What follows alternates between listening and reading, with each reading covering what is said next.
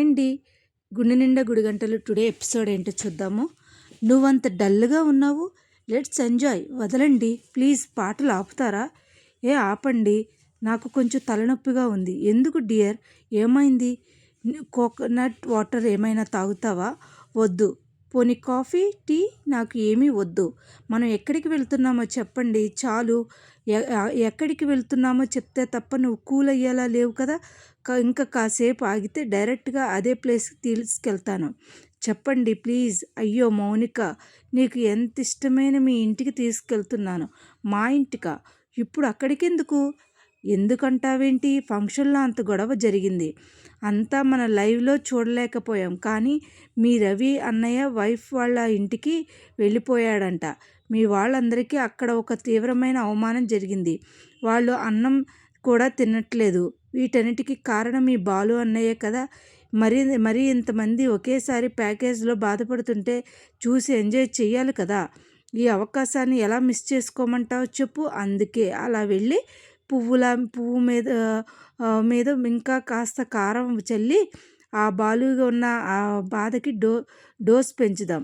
మరి సర్ప్రైజ్ అన్నారు, అదే సర్ప్రైజ్ కదా. నువ్వు షాక్ అయ్యావా? అసలు నీకు బుద్ధుందా? అంత ప్లాన్ చేసి శృతి ఇంటికి రప్పిస్తే వాళ్ళతో పాటు పంపించేస్తావా? ఒకవేళ మనం పంపించలేదే అనుకోండి, శృతి ఆగే రకమేనా? మనిద్దరికి కేర్ చేసే రకమైనా? ఏమాత్రం నచ్చిన బాలుగాడిని ఇంటికి పిలిపించుకుని మరీ వాడి కారులో వెళ్తుంది. అంతా మారిపోయింది. అందుకే వెళ్తున్నాను. మన ప్లాన్ అంతా ఫ్లాప్ అయ్యింది. మనకు కావాల్సింది మనం కూతురు ఇంట్లో సుఖంగా ఉండడం, అల్లుడు గారు మన ఇంట్లో ఇల్లరికం రావటం. అంతేకాని దాని కాపురం ముక్కలు కావాలని, అల్లుడిని వదిలేసి కూతురు మాత్రమే మన ఇంటి దగ్గర ఉండాలని కాదు కదా. నిజానికి మన శృతికి ఉన్న టెంపర్కి రవి లాంటి నత్తగా ఉన్న స్లోగా ఉండే మనిషే కరెక్ట్. అర్థం చేసుకుని సర్దుకుపోతూ ఉంటాడు. అదంతా సరే శోభ, ఇప్పుడు అల్లుడి మీద కోపం పెట్టుకుని నేనేం ఓడగొట్టింది ఏం లేదులే. కానీ ఆ ఇంటికి వెళితే వాళ్ళు మళ్ళీ శృతి మనసు మార్చేస్తారు కదా. అప్పుడు మన మాట వింటుందా? శృతి మన మాట వినాలి. దాని ఇష్ట ప్రకారం వెళ్ళమని మిమ్మల్ని ఆపాను. మనం పంపించకపోయినా వెళ్ళిపోతాను అంటున్నది. మనమే పంపిస్తే మన పెద్దరికం దక్కుతుంది. ఆ ఇంటికి వెళ్ళడానికి నాకు దారి దొరుకుతుంది. ఆ ఇంటికి మళ్ళీ వెళ్తావా? అంత గొడవ చేసి ఆ మీనా మీద అంత పెద్ద నింద వేసి సత్యాన్ని నానా మాటలు మళ్ళీ ఆ ఇంటికి ఏ మొహం పెట్టుకుని వెళ్తావు? ఏం చేయమంటారు? శృతి ఒక్కగానొక్క కూతురు, బంగారు బొమ్మలా చూసుకున్నాం. చూస్తూ దూరం చేసుకోలేం కదా. ఇంత ఆస్తి మనతో పాటు తీసుకుని వెళ్తామా? సంపాదించిందంతా దానికోసమే కదా. అందుకే ఆ ప్రభావతి ముందు బాగా మజ్జిగ చేసుకుని డబ్బున్న వాళ్ళు చీ అన్నా తూ అన్నా కూడా తుడుచుకుని పోయే రకం కాబట్టి ఈజీగా మన దారికి తెస్తుంది. నేను శృతికి నచ్చచెప్పి పంపిస్తున్నట్టు నమ్మిస్తాను. టైం చూసి ఇల్లరికం తెచ్చుకుందాం. ఇక వదిలేయండి. ఏదేమైనా ఆ బాలుగాడి ముందు నాకు చాలా అవమానంగా ఉంది. తిను, ప్రశాంతంగా తిను, కడుపు నిండా తిను. ఫంక్షన్లో నువ్వు చిచ్చు పెట్టావు. మీ ఆయన పెద్ద ఆయనని కొట్టాడు. నా చిన్న కోడలు నా చిన్న కొడుకు వెళ్ళిపోయారు. నాకేమో తినడం సిద్ధి సహించట్లేదు. నీకు మాత్రం టైంకి తిండి పడాలి. అవునత్తయ్య, మీరంతా భోంచేస్తే టైంకి నాకు టిఫిన్ రావాల్సి వచ్చింది. అందులో ఒక్క ఇడ్లీ మిగిల్చారు, కాస్తంత చట్నీ మిగిల్చారు. ఇంత టిఫిన్ తిని రాత్రంతా తిన్నది అరిగేదాకా అటు ఇటు తిరుగుతూ ఉండాలి, అంతే కదా. ఇంకొన్ని 4 ఇడ్లీలు ఎక్కువ వేస్తే ఎవరు కాదన్నారు? వద్దులేండి, ఒక ఇడ్లీకి ఇన్ని మాటలు అంటున్నారు. 4 తింటే 4 రెట్లు తిడతారు. పాపం నీకు అసలే సిద్ధి సహించదు కదా. రవి పంపితే బిర్యానీ సహిస్తుందేమో. ఫోన్ చేసి పంపించమంటారా? రేయ్ ఏంట్రా, ఆపురా. మీ అమ్మ వేయాల్సిన ఏళ్ళలో నువ్వు వేస్తున్నావేంటి? మా అమ్మ వేస్తే ఎలా భార్యాభర్తలను విడదీయాలడానికి, నేను వేసింది భార్యాభర్తలను కలపడానికి, చెప్పడానికి అంటూ చూడు తన తిరుగుతూ రవి అమ్మ శృతి వచ్చావా అమ్మ? ఇది ఇలా నిజమా? కళ నిజమా? నిజంగానే మీరు వచ్చేసారా? శృతి రాననుకున్నాను. తాను రాకపోతే నువ్వు రావేమో అనుకున్నాను రా. ఎంత బెంగ పెట్టుకున్నానో తెలుసా? ఎంత బాధపడుతున్నానో తెలుసా? పచ్చి మంచినీళ్ళు కూడా ముట్టుకోవట్లేదు, బిర్యానీ తప్ప. రే, దీనంతటికి కారణం వీడే. వీడు గొడవ పుట్టించుకోకుండా ఉంటే ఎప్పటికిలాగే ఈ ఇంట్లోనే ఉండేవాళ్ళం కదా. ఎన్ని రోజులు రవి శృతి గురించి ఆలోచిస్తూ ఈవిడ మా నాన్న విషయంలో వదులుకుంది. ఇప్పుడు ఈ సమస్య తీరిపోయింది కాబట్టి వీళ్ళు నా మీద పడుతుంటారు కదా.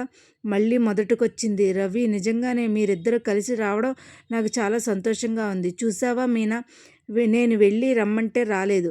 వాళ్ళ ఆవిడ వస్తాను అనగానే ఎగురుకుంటూ వచ్చాడు. నేను వచ్చేసరికి, ఏరా ఎన్ని రోజులు ఇంటికి రాకుండా ఎన్ని కష్టాలు పడ్డావురా? ఎంత కష్టపడినా గుడి ముందు కూర్చుని అడుక్కోనే లేదు కదరా. గుడేంటి అన్నయ్య, నీకు తెలియదు కదరా అది? అరే, వాళ్ళు రాగానే సంతోషంగా మాట్లాడుకునేరా, లేనిపోని చెప్పడం కాదు. మీరు వచ్చారు కదా, ఎక్కడెక్కడా లేని ఉత్సాహం వచ్చేసింది. నాకు తెలుసు రవి ఎప్పటికైనా వస్తాడు అని, శృతి తీసుకుని వస్తాడని. మీ వస్తామని మీకు ముందే నోటిఫికేషన్ వచ్చిందా ఆంటీ? నా కొడుకు గురించి నాకు తెలియదా? అందుకే నేను తిండి మానేశాను. నా కోసం బిర్యానీ చేసి మరీ పంపించాడు. బిర్యానీ ఏంట్రా? నువ్వే అమ్మ కోసం, అందరి కోసం స్పెషల్ బిర్యానీ చేసి పంపించానని బాలు చెప్పాడు. నువ్వు పంపించావా లేదా? అవును. వీడే పంపించాడు. అవును అవును, నేనే పంపించాను. ఇంకా ఏంటి? కాళ్ళు పీకిపోయేంత వరకు నిలబడి బిర్యానీ చేస్తాను. మీరందరూ మళ్ళీ ఇంటికి వస్తారని నేను అస్సలు ఎక్స్పెక్ట్ చేయలేదు. శృతి రాననుకున్నాను. రాలేవనుకున్నావా? రాకూడదని అనుకున్నావా? హలో, అవన్నీ ఏమీ అనుకోలేదు. ఎక్స్ప్లెయిన్ చేయలేదు అంటే? అలాగే రాకపోతే తను కూడా స్వామీజీ దగ్గరికి వెళ్ళి ఆ తర్వాత గుడికి వెళ్ళి మళ్ళీ అక్కడికి వెళ్ళి మా సంతోషాన్ని పాడు చేయకు. అమ్మ శృతి, జరిగింది ఏమి మనసులో పెట్టుకోకమ్మా. అయ్యో, నేను ఎప్పుడూ వదిలేశాను అంకుల్. మీరు ఇంకా దాన్ని మోస్తూనే ఉన్నారా? Past is past. ఇప్పుడు ఎవరు కరెక్టు ఎవరు రాంగ్ అనేది మాట్లాడుకోవడం వేస్ట్ కదా. ఈరోజు మళ్ళీ కొత్త రోజుల్లో స్టార్ట్ చేద్దాం. ఒక కేక్ కూడా తెచ్చాం, కట్ చేద్దాం. కేక్ ఇవ్వాలని బర్త్డేనా శృతి? లేదండి, ఇన్ని రోజులు దూరంగా ఉండి ఇవాళ మరి అందరం కలిసిపోయాం కదా, అందుకే కేక్ కట్ చేసి సెలబ్రేట్ చేసుకుని తీసుకొచ్చాను. ఓహో అలాగా. అదే, నేను రోజుకి 4 కేకులు కట్ చేసి, ఎందుకంటే నేను రోజు మంచి పనులు చేస్తూనే ఉంటాను కదా. కానీ మీరు ఎక్కువ సంతోషపడితే కేక్ ఎందుకు తెస్తారు? మీ కాళ్ళు భారం అయిపోయి దారి తీస్తే. కరెక్ట్గా చెప్పావు మీనా. గుడి ముందు ఏంటన్నయ్యా? అరే, ఎవరా వాడు? ఎప్పుడు ఏదో ఒకటి వాగుతూనే ఉంటాడు కదరా. శృతి, నువ్వు బాలుని క్షమించి రవితో కలిసి ఇంటికి రావడం మంచి విషయమే. కానీ పాపం ఆ రోజు మీ నాన్నగారిని చాలా పెద్ద అవమానం జరిగింది కదా, దాని గురించి నువ్వు అంత ఈజీగా ఎలా మర్చిపోయావు శృతి? అరే, ఎలా మంట పెడుతుందో చూసావా? నేనే మర్చిపోయాను. నువ్వెందుకు గుర్తుపెట్టుకుంటున్నావు రోహిణి? జరిగిందేమో నీకు కాదు కదా. అక్కడ జరిగింది ఏదైనా చూసి వాళ్ళని ఒకలాగా, పడ్డవాళ్ళని ఒకలాగా అనిపించకూడదు. మంచి చెడు ఆలోచించి ఎలాగో నాకు కొంతమంది నేర్పించారులే. అబద్ధాలు తొలగిపోవాలనే కదా అర్థం చేసుకునేది. ఏదైతే ఏంటి రోహిణి, మళ్ళీ అందరం కలిసిపోయాం. అందరం సంతోషించాల్సిన విషయమే కదా. పాతవన్నీ ఇప్పుడెందుకు మళ్ళీ మనసు పాడు చేసుకోవడం ఎందుకు? సరే రండి, కేక్ కట్ చేద్దాం. వెలిగించు మీనా. నిప్పు పెట్టడంలో స్పెషలిస్ట్ మన పార్లరమ్మ. కొంచెం నిప్పు అరువు తీసుకో మీనా. అరే, అరువు తీసుకుంటున్నారేంట్రా? అరువు అనలేదు. ఏంటిది? హ్యాపీ హ్యాపీ ఫ్యామిలీ అంటూ పుట్టినరోజుకి అంతా కలిసి పాట పాడతారు. అలా అందరం కలిసే రోజున ఏదైనా పాట ఉందా? వాళ్ళు పాట ఉంటే విజిల్ తెచ్చి ఈ చెవిలో ఊదండి. రోజు రాత్రి ఉదయం సరిపోయలేదా? ఈరోజు మన మనసులో ఉండే సంతోషాన్ని మాటల్లో కాకుండా ఎప్పటికీ గుర్తుండిపోయేలాగా మంచి ఏర్పాటు చేసావమ్మా. అందరితోనూ చెప్తున్నాను, పాతలని మనసులో, ఎవరి మాటలన్నీ మనసులో పెట్టుకోవద్దు. అవును, ఎవరైనా బీరువాలో పెట్టుకోండి. మీనా, వెలిగించు. రండి, మీరు అంకుల్ తినిపించండి. అంకుల్, మీరే ఆంటీకి తినిపించండి. మీనా, బాలుకి తినిపించండి. మనోజ్, రోహిణికి తినిపించండి. రోహిణి నీకు తినిపిస్తుంది. ఓకే, తిను. పాపి తిను, నువ్వు తిను. సత్యం ఎవరు శృతి, ఎవరు మళ్ళీ కాపురాన్ని తీసుకురావాలంటే ఎంత కష్టమో అని అనుకున్నానండి. ఏమో ఎంత సింపుల్గా గొడవ తీసి పారేసిందో చూసారా. ఈ కాలం పిల్లలు అంతే. ఇక నుంచి అయినా అందరికి ఒకేలా చూడటం నేర్చుకో. మౌనిక దిగేవేంటి? నేను రాను. ఎందుకు? నా పుట్టింటి వాళ్ళని బాధలో ఉంటే మీరు సంతోషపడతారు, నేను పడలేను. ఏంటి ఎక్కువ మాట్లాడుతున్నావు? నువ్వు నా అర్ధాంగివి కదా. సుఖ సంతోషాల్లో నువ్వు పాలు పంచుకోవాలి కదా. దిగు రా. నా వల్ల కాదండి. నీ వల్ల కాదు అంటే కాబట్టే సంతోషంగా ఉంటుంది. నేను చూసి వాళ్ళని బాధలను చూసి నువ్వెలా గిల్లులాడతావో చూస్తాను. ఆ దృశ్యం నాకు బాగుంటుంది. నా కడుపు కూడా నిండిపోతుంది. పద, ఇదిగో ఇప్పుడే చెప్తున్నాను విను. లోపల ఏం జరిగినా నువ్వు ఫుల్ హ్యాపీగా ఉండాలి తప్ప అక్కడ వాళ్ళలాగా ఏడుస్తూ మొహాలు ఉండకూడదు. అది గుర్తుపెట్టుకో. పద. కాదండి, ఇదిగో మౌనిక నాన్న ఎంత ఎంత టైమింగ్. అయ్యో ఏంటిది అసలు సర్వసామాన్యం ఈజీ కాదు. నీకు కోరుకునేది ఏంటి? ఆడపడుచుగా నా పుట్టింట్లో అందరూ సుఖ సంతోషాలతో ఉండాలని ఎప్పుడూ కోరుకుంటాను. ఇవాళ నేను కోరుకున్నట్లే అందరూ కలిసిపోయి ఆ సంతోషాన్ని పంచుకుంటున్నారు.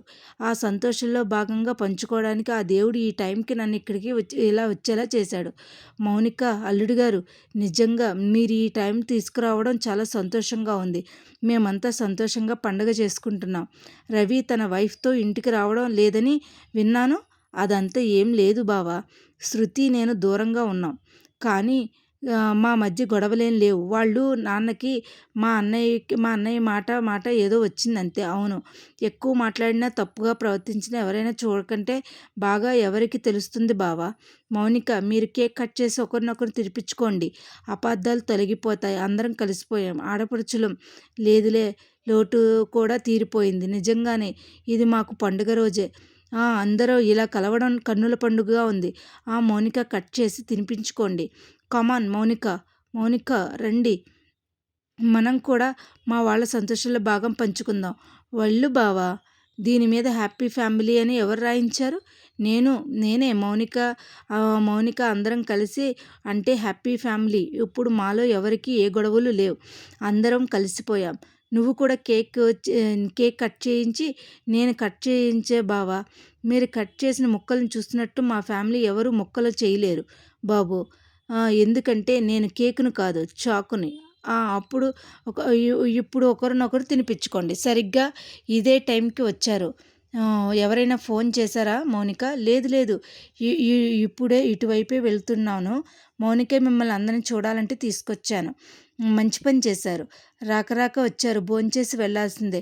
ఇప్పుడు వేరే పని మీద వెళ్తున్నాం. ఇంకోసారి భోజనం చేయకుండానే నా కడుపు నిండిపోయిందమ్మా. అరే బావగారు, ఏం స్వీట్ తీసుకొచ్చారు? మా కోసం తెచ్చారు. తినండి బావగారు, ప్రేమతో తీసుకొచ్చారు. అందరూ తినండి. అన్నయ్య, అందరికీ నేనే తినిపిస్తాను. నా చేత్తోనే తినిపిస్తాను. వస్తున్నాను. దారిలోనే ఉన్నాం. 10 నిమిషాలు అక్కడికి ఉంటాం. మౌనిక, మనం వెళ్దాం పద. మౌనిక అందరికీ కలిసి సంతోషంగా ఉంది. ఈ ఫోటో ఉండనివ్వండి. అల్లుడు గారు, ఈ ఫోటో ఉండనివ్వండి. నేను మౌనికని తీసుకుని వెళ్ళాలి. అంకుల్, అక్కడికి ఇద్దరం కలిసి వస్తామని చెప్పాం. పర్లేదు నాన్న, నా పెళ్ళయ్యాక మొదటిసారి అందరితో కలిసి గడిపాను. ఇలా ఉంటే చాలా సంతోషంగా ఉంది. ఇది చాలు నాకు. మనకి పెళ్ళి అయిపోయింది. ఏం జీవితాంతం. చాలా సంతోషంగా ఉంది నాన్న. చూస్తున్నారు కదా, ఇదేనండి ఇవాళ.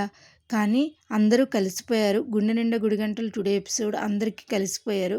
కానీ మౌనిక భర్త మట్టికి అసలు అసలు ఈ విషయాన్ని జీర్ణించుకోలేకపోయాడు. ముందు ఎపిసోడ్లో ఏం జరుగుద్దో మనం ముందు ఎపిసోడ్లో చూద్దాం. నా వీడియోస్ కనుక మీకు నచ్చినట్లయితే లైక్ చేసి, షేర్ చేసి, సబ్స్క్రైబ్ చేయండి. Thank you.